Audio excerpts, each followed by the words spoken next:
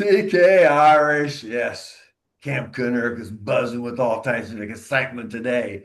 It's Sunday, and it is Camp KENNERK Football Conference updates. We've had a great weekend of football, and man, I gotta tell you, there's some things going on. Some people are losing their jobs, some people are getting promoted. But I'll tell you what, it's never a dull moment this time of year. And I was doing some research and reading some things. Yeah, I do that occasion. Don't be surprised. And the Southwest Conference has a great history, the old Southwest Conference, not the Camp KENNERK Southwest Conference. And Douglas, they had five Heisman Trophy winners come out of the old Southwest Conference. And this is the interesting one. Davy O'Brien. There's a big award ceremony about him that's named after him. He was the first one in 1938. But check this out. He was 5'7" and weighed 150 pounds as a running back. So either he was really, really quick or those other guys are really, really slow. But I think he was really quick. He went on to play the professional for 2 years, and then he became an FBI agent. So I thought that was interesting. I'm sure that he took one hit too many. He said, "That's it. I'm done with this." But we have a SMU favorite, Doak Walker, in 1948. Was awarded the Heisman Trophy, and he was even on the cover of Life magazine. He was such a celebrity. And of course, they named an award, the NCAA top running back, I think it is received the Doak Walker Award. So that's really, really interesting. And then, it was about 10 years before we got another one, and that was at Texas A&M, John David Crow. And here's the deal. Bear Bryant, one of the greatest coaches of all time. John David Crow was his only Heisman Trophy winner. So of all the talent that the Bears saw over the years, John David Crow was voted the best that year.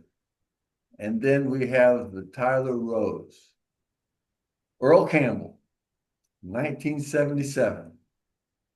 His thighs, his individual thighs measured 33 inches each.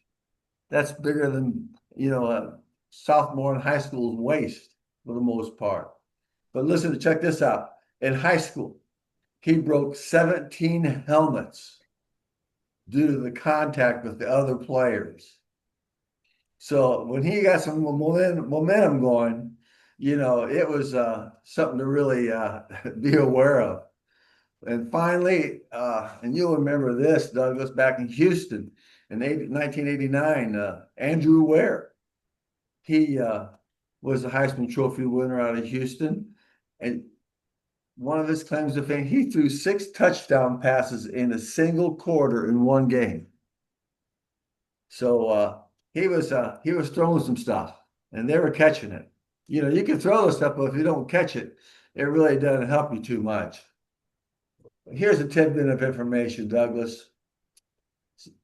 Southwest Conference, also known as SWC, was the most penalized major football conference in the nation. And so really, instead of SWC for Southwest Conference, I think we should change that to SWC is sure we cheat. But that's what, and the thing is what, they passed it around. It just won one school. I mean, of course, we're all familiar with the SMU infractions that they received the death penalty. They were several years without a football program, and it's taken, oh gosh, what is it? 86 was when the death penalty came about. So it was almost 40 years before the SMU got back on track to be a contender in the college football ranks. So Douglas has never-ending situation of things going on here at the camp. So what's been going on over with you at the Austin studios? TK, it is so good to see you on this Sunday morning, November 16th, and we are doing our sports show of the Camp KENNERK podcast Southwest College Football Conference. And those facts and figures are absolutely astonishing. I recognized every one of those names, and I remember the death penalty is SMU. It was just that is why we are ingrained and love the established old Southwest Conference, but has been decimated by greed, money, TV to all of the conferences. That's really good homework there, TK. Well, thank you. You know, over the years living here in Dallas, I couldn't help but overhear the same story uh, with the rivalries. I'd be at lunch and there'd be a TCU alum and there'd be a Texas alum and there'd be a SMU alum, and they start talking trash about their teams. And I know exactly what happens is that they take it so personally, they're going to go, let me give you a little financial aid here to the athletic program. Maybe that'll, at least I can look good at lunch sometime. And that's really what it boiled down to. Of course, and you're talking about very wealthy people in the state of Texas who grew up in Texas, went to high school, are part of Friday Night Lights, ingrained in their culture and their DNA, personal DNA, and then going on to college to play, attend college, and it's major entertainment in the state of Texas. And what you had talked about, how a TCU and an SMU fan get together over coffee and start talking. That is all lost because the conference has been broken up and there's playing in different teams. And that's why we bring up the Camp KENNERK College Football Conference because it's in our heart. It's ingrained in us. Oh, yes. I mean, like we've talked about before, every Saturday, man, if you weren't in front of the TV, you had it on your radio when you're driving, running your errands. But I guarantee you're always going to be someplace in the fourth quarter to see what happens. Right. And the thing is, it wasn't just men. You could be at the grocery store getting some barbecue ready for the tailgating, and there's the women getting after it in Oh, their yeah. outfits, their boots, their hats, go Horns, that sort of stuff. Oh, yeah, Go yeah. Mustangs, go Raiders, whatever. So it's part of the culture here, but now it's all broken up, and it's just so sad. It's just Yeah. really sad. And you and I, it's ingrained in us, and that's why we're trying to revive the old Southwest Conference. And we're doing it. You can tell And that we're by doing our it. viewership. We have a lot of people coming in, watching us, getting caught up. I've gotten some notes from some people saying, "Man, this is really cool. It really makes me feel good to see what could have been. What Yeah, could have been. could Yes, have yes. been. And here we are. Do you have your coffee? Man, I got it right here, full Get cup. up and go. I get up and go, Joe. Mm, Mm. mm, mm, mm, mm. Woo. Boy, that got me going. Yeah, to all our fans around the galaxy, enjoy your coffee. It's Sunday morning. I know you're checking your box scores, and we're here to help you. Okay? Emotionally, physically, or psychologically. Ugh. Ooh, is that a trick question, Douglas? Did that was going to throw you off? Oh, we're just a couple of old goats sitting around talking sports. I didn't know we had a purpose. Wow. Over here at the Possum Trot Studios, it's drinking beer, watching sports, and looking at girls. And talking football. And talking football, sports, watching football, sports. Mhm. All right, so let's get started, TK. All right. So the old Southwest Conference, starting in the West, was Texas Tech. Okay. And we're going to work east. Okay. Now, Texas Tech is in the Big 12. And they won yesterday. They played the University of Central Florida. And Tech is 10-1. And Yes. then they played University of Central Florida, and who are 4-6, and they beat them 48-9. So that was a pretty good game. And then Tech's next week, Tech is playing West Virginia, who's 4-7. So and then moving east to Fort Worth, TCU is now in the Big 12, and they're 6-4, and they got beat by BYU, who's 9-1, and they got beat. TCU got beat 44-13, and their next game is against the Houston Cougars, who are 8-2. Now in the ACC, or what do they call it? Atlantic Coast Conference or something Yeah. like that. Whatever. Mhm. SMU is 7-3, and they beat the Miami Hurricanes 26-0. So that Yeah. might have been a pretty good game. And next they play Boston College. Now Boston College is 1-10. Boston College they're not doing too well this year. Now moving down I-35 to Waco, they're at Baylor Bears. They are in the Big 12, and they are 5-5, and they lost to Utah, who are 8-2. Baylor lost to Utah 55-28. And next they're going to play Arizona, who are 7-3. Now let's get to the big game here in Austin. Texas played Georgia yesterday because Texas is in the SEC. And Texas is now 7-3, and Georgia is 9-1. Now here's the problem. Georgia beat Texas 35-10. Yes. It was not, there was no competition. It was just, Texas has just, got the living daylights beat out of them. The defense was phenomenal for the Georgia Bulldogs. Yes, and they sacked Arch Manning 3 times, and they had 1 interception.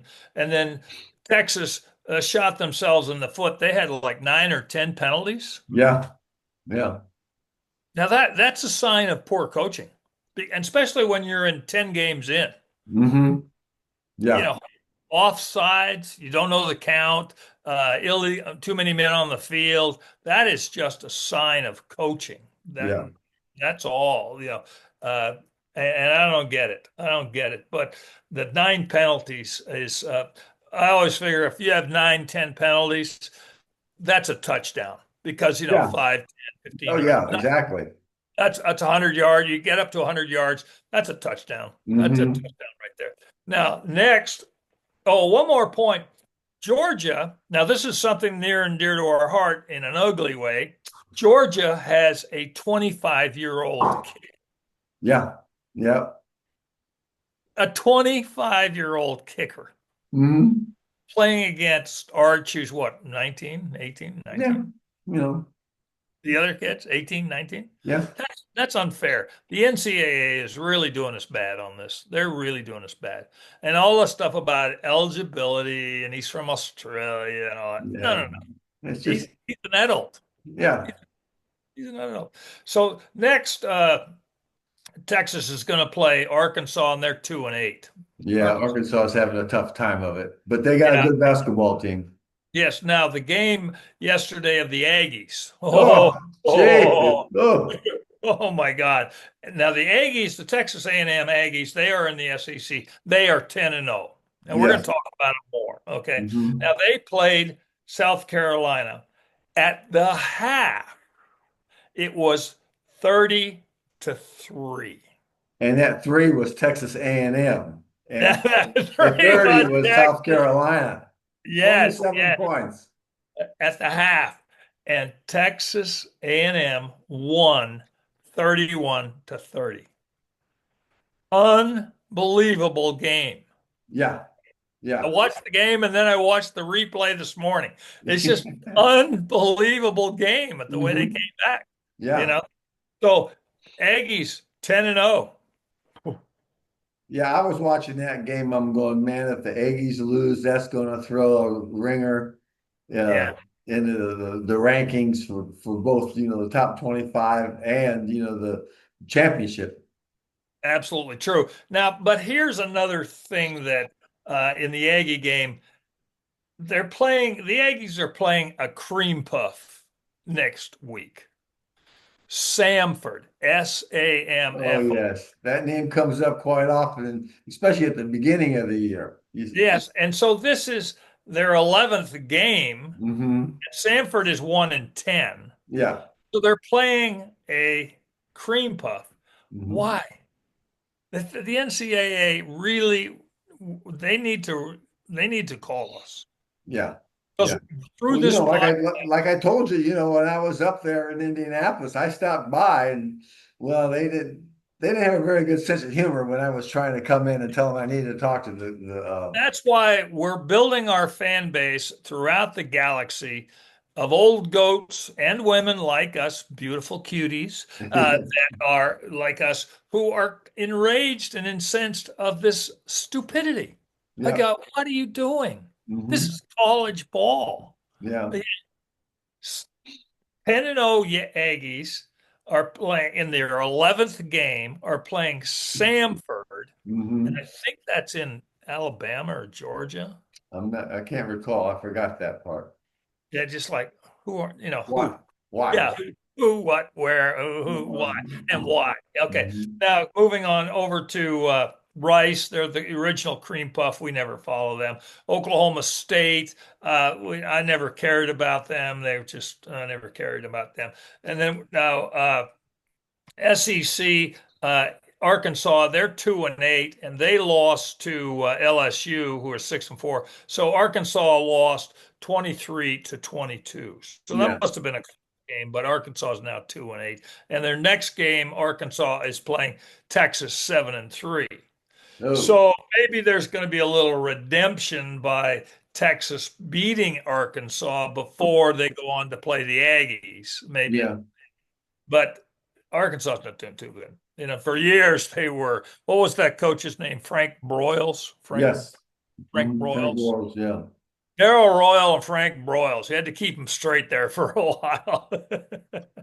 Yeah. Now in Oklahoma, moving up to Oklahoma, and they're in the SEC. They're 8-2, and Hmm. they played Alabama, and they beat Alabama 23-21, and Yeah. Alabama eight Yeah. and two. Oklahoma's ranked number 11 and Alabama was number 4. So Right. Right. it was a game and Yeah. Oklahoma took it to them. Yeah, yes, yes. And then now Oklahoma's going to play 7-3 Missouri. So there's another game that's an equal matchup. Oklahoma 8-2 against Missouri 7-3. But they're out of state. They're not in this. Anyway, okay. So let's get to the teams that you and I are deep in our hearts. Your Notre Dame, who are 8-2, Yes. and they played Pittsburgh, who are 7-3, and Notre Dame beat Pittsburgh 37-15. Oh, give me half a second here. I need a little coffee here. Mm-mm. Mm-mm. Good for the throat. Okay, so Notre Dame is 8-2. They're an independent, and their next game is against Syracuse, which is 3-7. Okay, now UTEP, my team. Yes. UTEP, my team. Okay. They're in the Conference USA this year. Then they're going to go someplace else. And I don't know when, but it's all over the map. And amazingly, they actually played a game on a Saturday Oh my because goodness gracious. They must have got their calendar screwed up when they're making the schedule. yeah, well, remember they were playing a Wednesday, a Tuesday, a couple of weeks off, and then Yeah. another 10 days off. Hmm. So now they're back onto a Saturday schedule. Yeah. Fun. Hmm. So here in this short bit, we have the three major complaints we have against the NCAA of older players, cream puff teams, and stupid scheduling. Hmm. Just in this one week, week 11 of the football, Yeah. and that bothers us, and it's just not fair. Okay, so UTEP is 2-8, and they lost to Missouri State 38-24. And next they're going to play New Mexico State. Now this is kind of interesting. UTEP's in El Paso. New Mexico State is just up the road in Las Cruces. Yes. Okay, so it's the rivalry game. Yeah. It's the game. Hmm. And you always schedule your big rivalry games at the end of the season. Yes. but they're playing next week. Okay. Well, maybe And go ahead. I said, well, maybe they think their schedule's over with next week. Well, this is another thing of the problem with the NCAA. You're playing your biggest rivalry on the 11th game of the season, and then UTEP goes to Delaware to play the Delaware Blue Hens. I guess they got some freaking foul miles they need to use up. I don't get it. I don't get it. I don't even know what conference the Blue Hens are in. I Yeah. just think they're a funny name for a team, but I get it. You're Blue Hens. That's okay. Uh, and for a couple of years back, everyone was laughing at the Delaware Blue Hens, and then they whipped everybody. They Yeah. had a moment of glory. I do Uh-huh. remember that. I could be educated. Don't yell at us, Oh, but I could be educated. They had some moments of glory. So to our listeners in Delaware, well, give us a call. Let yeah. us know. Okay, now we're also following North Carolina because of Bill Belichick. He get legendary coach in the NFL, and then he retired for a couple of years. Then he went to North Carolina to turn that program around, and he was doing pretty good. Now he's four, and that's in the ACC. He's 4-6. They played Wake Forest, and they got stomped 28-12. Ouch. Yeah, ouch. But next week they're playing Duke, and Duke is 4-6. So there's going to be a kind of a similar matchup, two teams 4-6. Hmm. So that's not bad. But Bill Belichick's given a shot to turn it around. Okay, now Kevin, the magnificent computer dude, does all our work. God bless him. His team is the Oregon Ducks, and what he said is the Oregon Ducks are. He likes the name because he likes the uniforms, right? Yeah. Yeah. That's what's good enough for us. Yeah. They're in the Big Ten, and they're 9-1, and they played Minnesota yesterday at 6-4, and Oregon Ducks beat Minnesota 42-13. Hmm. Okay, and then next week they play USC that's 8-2. So that will conclude the Camp KENNERK Southwest Conference. This is week 11, so that's what's concluding it. Now, you and I follow your team, Indiana, which is 11-0. Oh, yeah. Yeah. 11-0, and they beat Wisconsin, that's 3-7. They beat them 31-7. And next week, now this is so goofy. This is so goofy. Indiana for their they have a bye. Yes. They have a bye this late in the season. Yeah. Then they'll play their 12th game. They'll play Purdue, which is the big rivalry game for the old Yes. Oaken Bucket. So sorry, the what? It's the old Oaken Bucket. Oaken Bucket. Oh, it's an old bucket. It's made of oak, and Oh, I see. that's sort of like the award. That's what they play for. The pride, the team that wins that gets that on campus for the year, and then Oh, they I see. I see. Okay. Well, here in Texas with the Red River rivalry, it's the Golden Cowboy hat, right? exactly And what's it in Alabama? It's the Iron Bowl or something. Alabama, oh, Iron Skillet. something like that. Yeah, Yeah. yeah. I get it. I like that. Mhm. Never heard of that. The Oaken Bullet. Old Oaken Bucket, and I've Okay. seen it, and it's old. It's not very big, but it's the source of pride for the schools. So that's what's Symbolic. important. Symbolic. You're paying. Okay. Now, but next week Indiana has a bye, Yeah, and yeah. then they play Purdue. Which is like 2-7. Yeah, yeah, yeah, yeah, yeah. What did we get? Yeah, yeah, 2-7. So that's kind of interesting, but come Hmm. on. Yeah. Now we are following a guy named Tom Um, Tom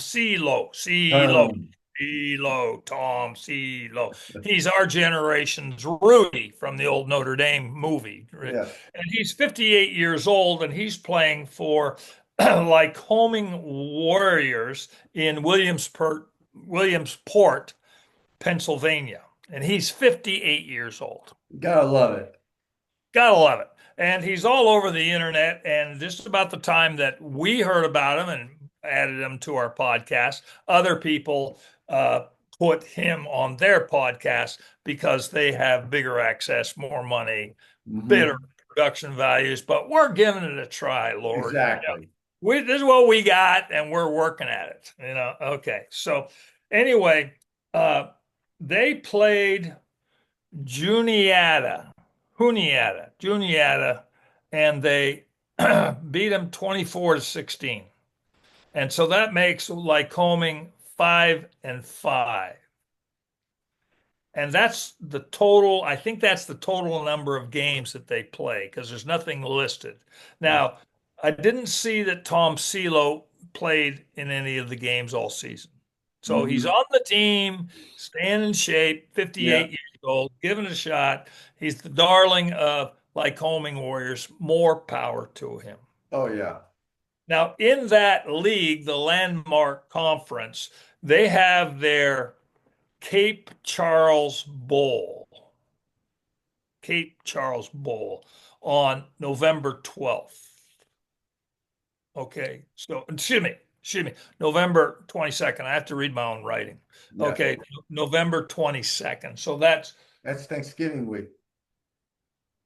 no, it's next week. 22nd is next week. Yeah. Yeah. Thanksgiving is the 27th, 28th, 29th. So it's 2 weeks away. So okay, so the Cape Charles Bowl is November 22nd. Okay, so that's kind of interesting. Now, that breaks down to something very interesting. There are now three teams that are undefeated. Hmm. Ohio State, the Aggies, and Indiana. Hmm. That's the three teams. Okay. Now, everyone always asks us about the DTN football numbers. I chose 5 teams this week, just going by the numbers, the old Moneyball theory. Yeah. Okay.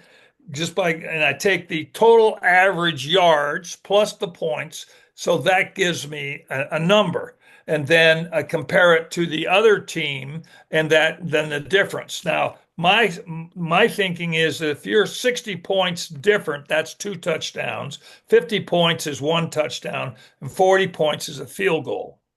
So Yeah. I have my ratio. And since we're further in the beginning of the season, remember we had the cream puff ratio. Hmm.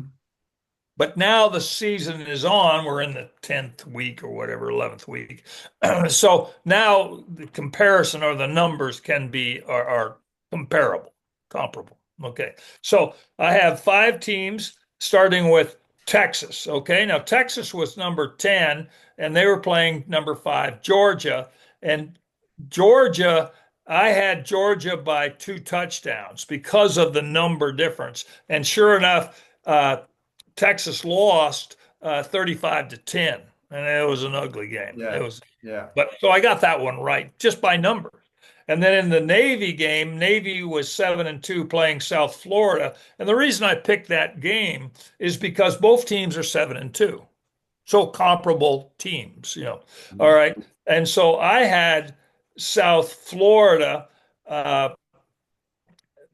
taking it because of total average yards plus points equals this, the total average and Navy lost 38-41. Hmm. Or no, Navy won.